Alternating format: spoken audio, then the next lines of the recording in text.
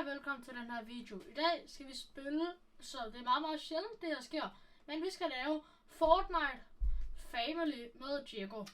Diego? Ja. Velkommen til programmet.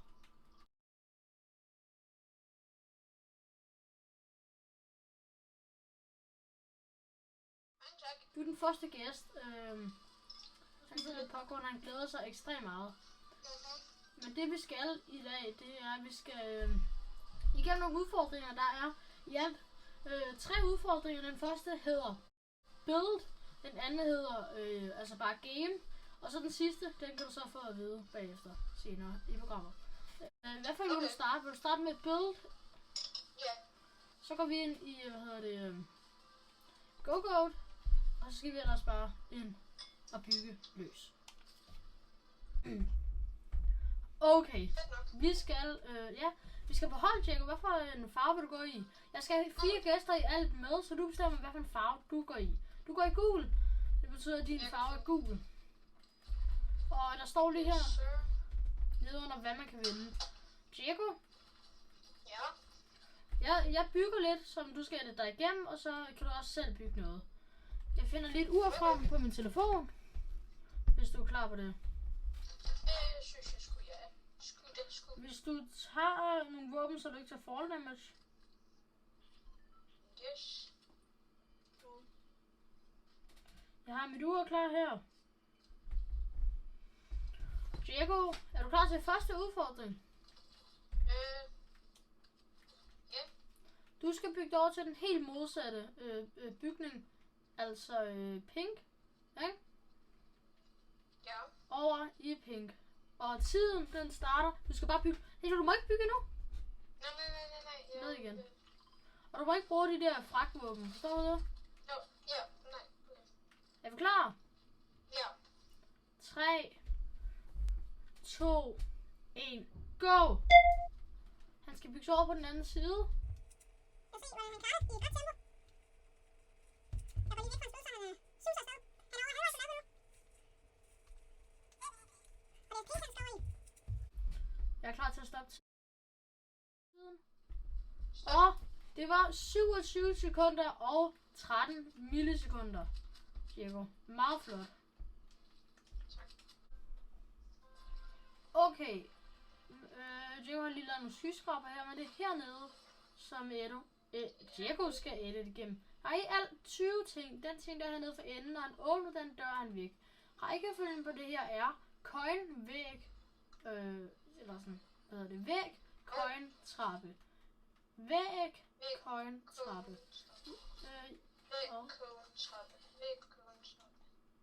Jeg kan ikke flyve, det er meget fedt, jeg ikke kan det. Nå, er vi klar? Jeg skal lige have tid på, hvis jeg lige må. 3, 2, 1, go! Det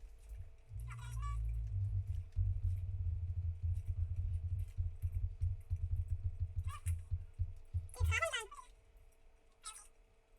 Det er trappeland, for det er også sådan en hus. Det er meget så klart. Det forstår jeg. Ja, altså, jeg er ikke dømt fra, det hedder heller ikke, hvad hedder det, de der trapper.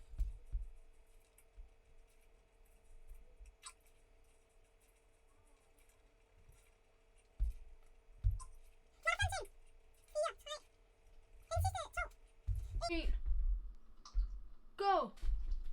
Du var igennem 1 minut og 10 sekunder, 72 millisekunder. Færdigt 20 ting. Videre til Battle Royale. Okay, Diego, vi er videre til Battle Royale udfordringen. Den første udfordring i Battle Royale, det er, at du skal overleve i længst tid, Diego. Diego? Ja. Forstår du det? Du skal overleve i længst tid. Jeg forstår det godt. Altså, forstår du det? Ja. Godt. Okay, er vi klar? Okay, tiden er simpelthen i gang. Fedt nok. Så ja. Og jeg har tænkt mig den her, fordi der ikke er så mange. Der.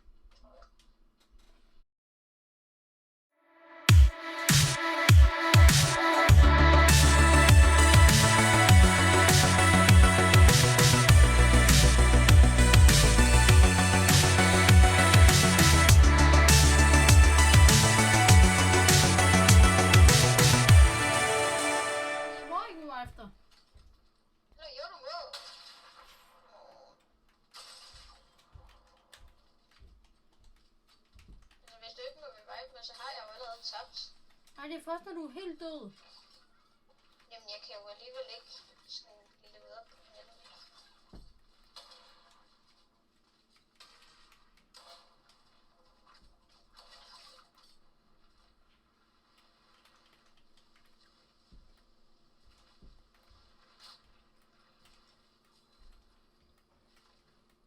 Kommer en Peter Griffin ned til dig i hvert fald. Af hvad? Kommer en Peter Griffin ned til dig? Der kommer også 97.000 andre ned til dig. En hvad? Der kommer også 97.000 andre ned til dig. Men de har altså nemlig set mig. Og du dør om nu. Der er du var på 18. pladsen. En flot 18. plads til dig, Diego. Okay, næste udfordring hedder kæderekord. Man skal slå min kæderekord, som er 14. Sådan stort set alle mine kills. Nej. Jeg kommer til at stjæle kædelsene for mange gange, så vi spiller os mod squat. Ja, og Diego kan... I gæt, hvad Diego kan vinde. Prøv at skrive ned i kommentaren. Tror det er noget, Jeg der... ved heller ikke, hvad jeg kan. Tror det er noget, der normalt er her. Tror det er den her. Prøv at skrive ned i kommentaren. Hvad er det? Det er der ingen, der ved. Nej, men jeg vil godt vide det. Diego, Ja? du skal jo have så mange kædes, du kan. Er du klar til det? Nej. Vi lander, jeg må ikke få mere end et kæde. Hvis jeg får mere end et kæde, så er det fordi Diego han er død. Eller har under 50 HP i grøn HP. Vent der. Ja, jeg skal nok. Hvorfor går du ikke derned? Jeg er der jo så nede. Der var en, der kom bag mig. Eminem kom bag for at skød mig. Med en sniper.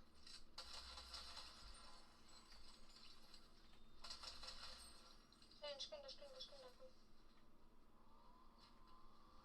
Eller bare sniper. Okay, fint. Så en, kom herned. Diego er lige nede på 2 kædes. Ja. Der kommer en til, men han opdager dig ikke. Okay.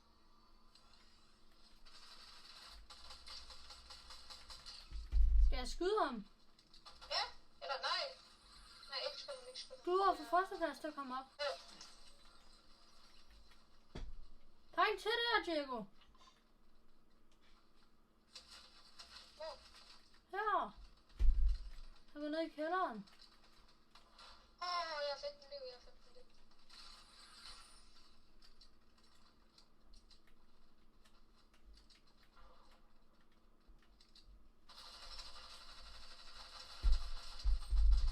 Død. Jeg ved godt, at den går med 14 liv, men Diego er faktisk, eller flere kills. Diego er faktisk under 50 liv. Yes, Diego? det må han godt. Ja. Du har da... Du er da godt kørende. Hvis man ikke kan finde ud af at regne. Men Det var bare min, det der. jeg synes, det var meget lidt kills. Jeg har 3. Ja, okay.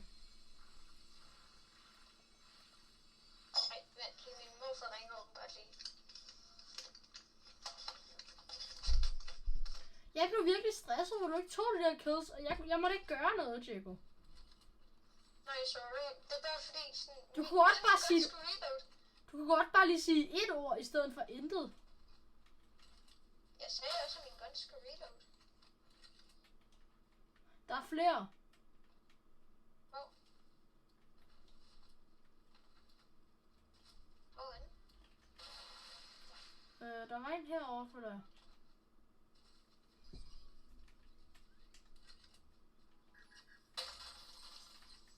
Altså, jeg går i hvert fald ind og åbner bordet. Der er nogen herovre, ja, der er kæmpe fight herovre.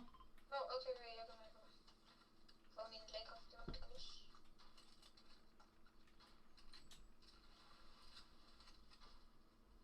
Jeg tør ikke at tage det over, før du ligesom er med derovre, fordi så kan jeg ikke helt gøre noget. What? Jeg kunne til at snipe hende! Jeg ville bare skade ham, men han var meget low. Vi har 14 kills til sammen, men det går altså ikke.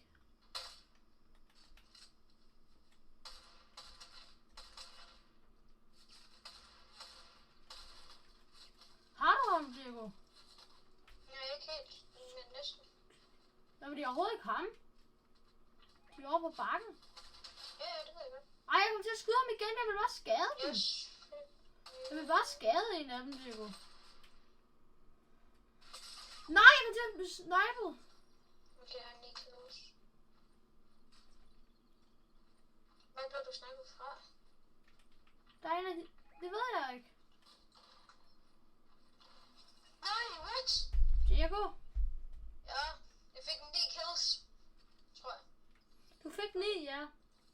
Ja, jeg fik 9. Det var altså det. Nu skal vi videre til næste udfordring. Okay, Diego kom op på 9 kills. Vi skal videre til næste udfordring. Den handler altså Men om... kan Hvad? jeg ikke bare fortælle om, hvad Battle Royale handler om?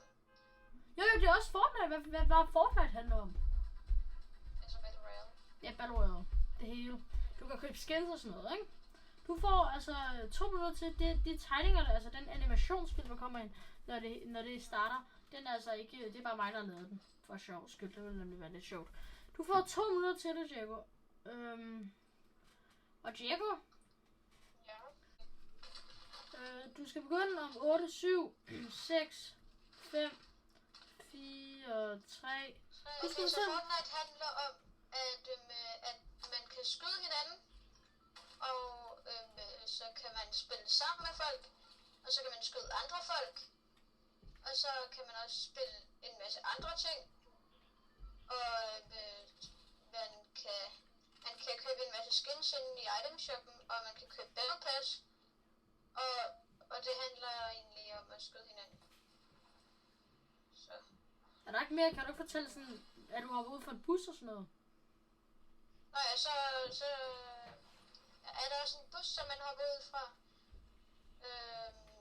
Og så lander man på en ø. Og så skal man prøve at skyde hinanden. Og så den sidste, der er tilbage, har så vundet. Nu får man et Battle Royale. Victory Royale. Du har stadig 1 minut tilbage. Men jeg ved ikke rigtig, hvor meget mere jeg kan fortælle. Du kan fortælle sådan, at man også skal spille andre maps end Battle Royale. Det har jeg også lige gjort. Så klarer du det på 1 minut. Ja. Jeg håber, at tegnefilm blev fed. Du sagde mange, man bare skulle skyde hinanden. Der har sikkert hygget mig med at redigere Ja. lidt. Diego, Ja. hvordan synes du egentlig, det gik med at fortælle om, hvad det handlede om? Ikke så godt. Nå. Hvad for en superkraft havde du?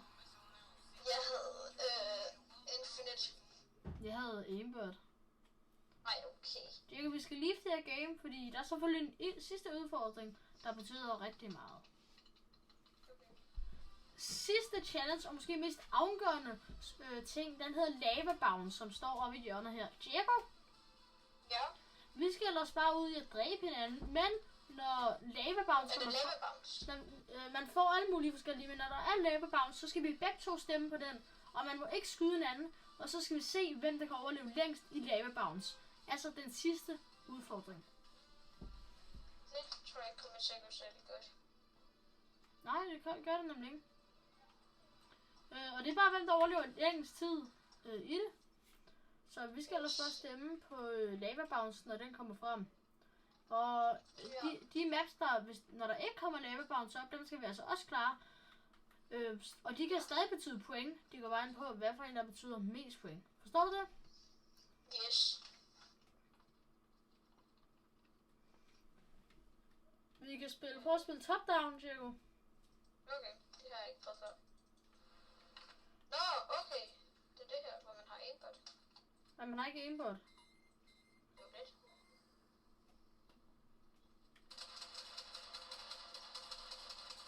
Shit, man har meget liv.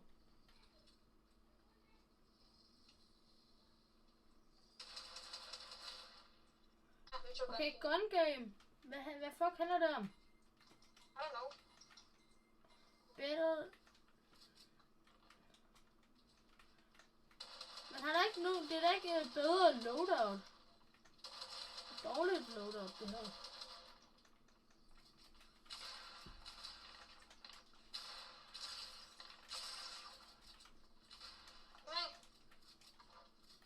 Nej. Jeg spiller på tastatur og mus, så jeg kan ikke finde ud af, hvad hedder det, konsol. Men det kan jeg så godt Jeg nu. spiller også på tastaturmus, hvilket betyder, at jeg ikke kan finde ud af at ramme. Okay, videre til næste udfordring. Okay, lava bounce. Lava Det er bounce. den endelige udfordring. Lava bounce. Og vi må ikke skyde hinanden. Nej, det må vi nemlig ikke. Nej, det er faktisk ikke den rigtige. Det er lava. Det er en anden lava en. Det her er den normale lava bounce. Men der er en racing lava. Nu må vi gerne skyde hinanden.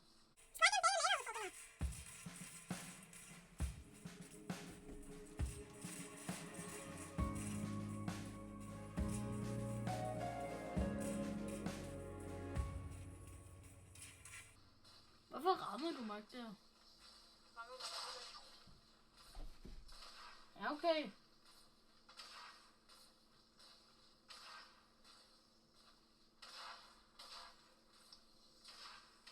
Og jeg skal lige hurtigt sige noget vigtigt, inden jeg dør. Det er altså, for det er jo første gang jeg rammede. Det er altså, jeg har 10 sekunder til det. Det er altså, husk at like, subscribe, og så er der også en anden ting.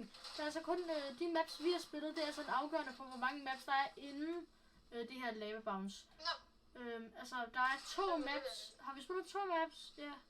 2 maps, og så er der de her 2 lavabaner. Nu skal vi igennem den anden lava. Racing lava er så...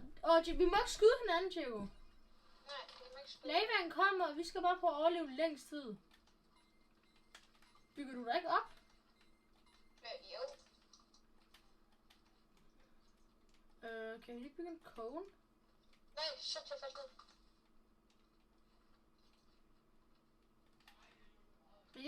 Jeg føler, der er en måde til at komme højere op, end jeg er oppe på. End bare at sidde på en trappe.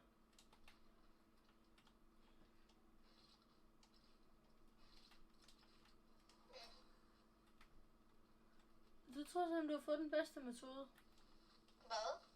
Og der er også storm jo, det havde jeg ikke tænkt på. Nej.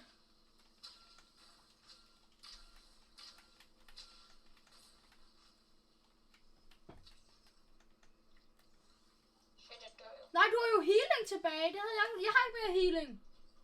Hvad? Har du allerede brugt healing? Ja. Du skal jo bruge din healing mega sent. Nej.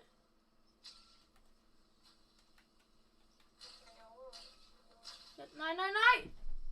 Yes! Jeg fik ikke engang brugt min healing. Diego, du fik altså skovlet nogle point ind der. Leave, return to lobby. Diego? Ja? Diego, du kan vinde. Kan jeg vinde? Ja. Mener du det? Ja. What? Han siger, at han mener, jeg kan vinde. Men Ja. der kan også være, at der er ingen, der vinder. Det synes jeg ikke. Jeg synes, jeg skal vinde. Jeg bare rulle dig. Der. Ja, hvad? Jeg skal vinde. Skal du vinde? Mhm. Tak fordi I så med. Adios, amigo.